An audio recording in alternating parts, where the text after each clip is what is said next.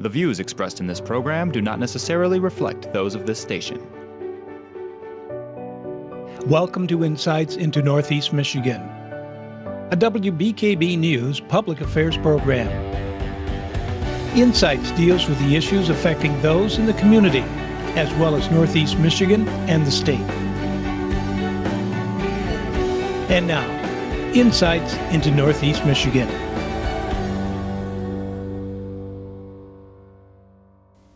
Good morning and welcome to this edition of Insights. I'm joined by ACC Professor of Political Science Tim Kuhnlein.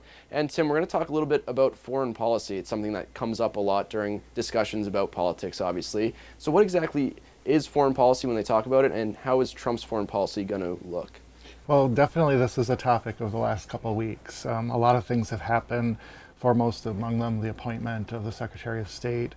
But I think the larger issue is what is a Trump foreign policy going to look like?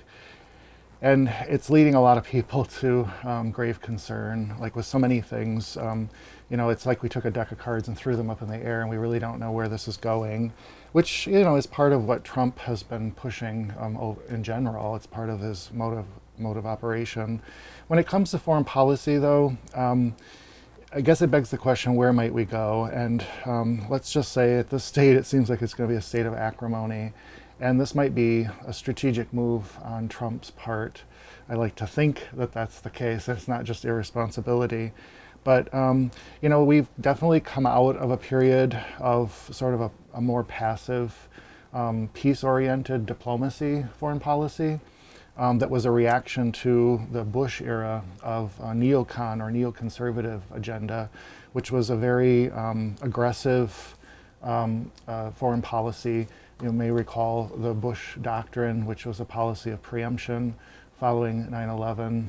That was a major change of course. Rather than reacting to circumstances to defend national interests, we were going to proactively engage, preempt action, like we did with Iraq.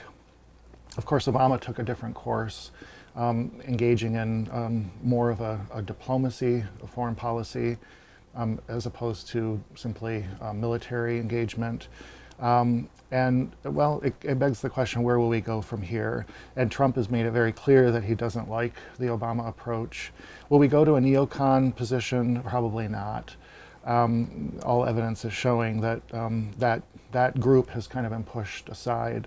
I think we're not going to pursue nation building based on what Trump is saying, nor will we pursue the more neoliberal position that the United States foreign policy is often sort of emphasized, being the leader of the free world, emphasizing human rights and democratic nation building. I think Trump is going to almost force a contraction. Not so much an isolationist, but emphasizing our foreign policy not on these more traditional themes, but something along the lines of an economic diplomacy, a gamesmanship.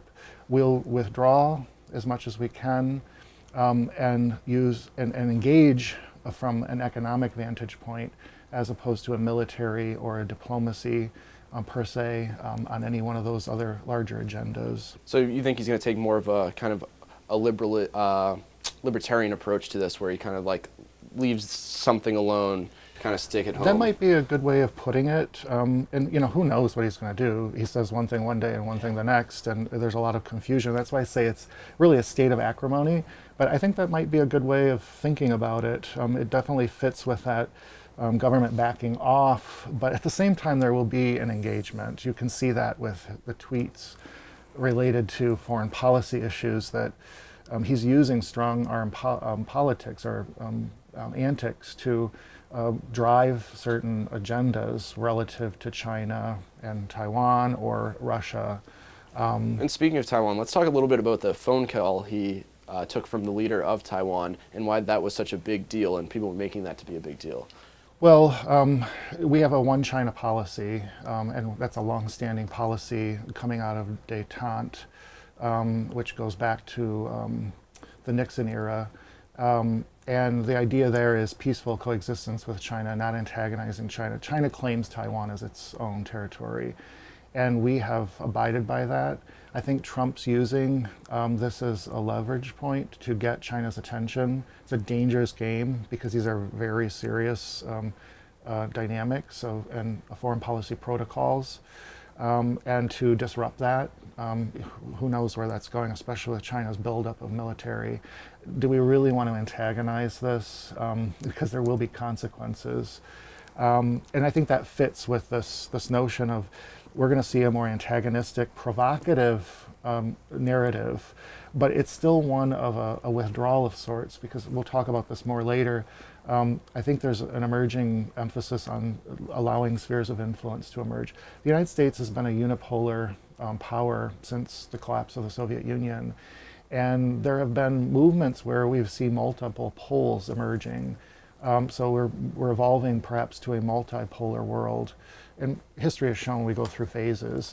I honestly think that Trump will allow a more multipolar dynamic to emerge based on some of the things he said and who he's appointing and whatnot. They'll use economic policy to drive this, but allow the United States some reprieve from being the world's policeman while not really losing control. We'll use these leverage points, like with Taiwan, to negotiate new understandings. And so he's kind of taking an approach, at least economically, where he wants to keep jobs in America. He wants to keep, things from not being globalized. So you think he's going to take that kind of same approach with foreign policy? Well, I think, like with so much of Trump, you're going to see two faces, because on one hand, he has the promise of, all estimates are, he'll probably come out of this much wealthier no matter what. Because he runs a multinational corporation. There are estimates that while he's worth maybe $2 to $4 billion right now, by the time this is done, he'll be worth as much as $10 billion. So he's not going to disengage the international and become isolationist, but he'll contain that dialogue, keep it economically driven. And I do think his interest is refocusing attention internally, which is probably a good thing given where we are. The larger question is on what? Because we're $19 trillion in debt, and it begs the question, can we continue to sustain this international as well as domestic agenda setting without some sort of correction in our fiscal health as a nation? All right, well, we're going to continue this conversation, so stay tuned after the break because there's more insights coming up.